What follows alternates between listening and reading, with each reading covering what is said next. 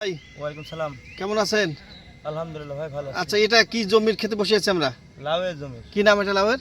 এটা হচ্ছে dotara super stage কোম্পানির। ইস্ট ওয়েস্ট সিড কোম্পানির দোতারা সুপার লাউ। হ্যাঁ, তা আপনি কতদিন হলো এটা লাগানোর? লাগান তো অনেক দিন হয়ে গেল, প্রায় মাস তিনেক। আচ্ছা, তো কেমন বেচতেছেন? আলহামদুলিল্লাহ খুব ভালো।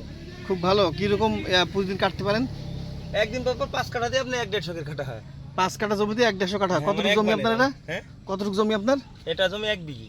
1 বিঘার মধ্যে তাহলে আমি একবার কাটি, কাল একবার কাটি, ভাই কাটি। ও ভাগ ভাগ করে কাটেন? হ্যাঁ। কেমন বাজারে চাহিদা এটা? এটা খুব ভালো চাহিদা। তা আপনি জনগণের উদ্দেশ্যে কি বলবেন?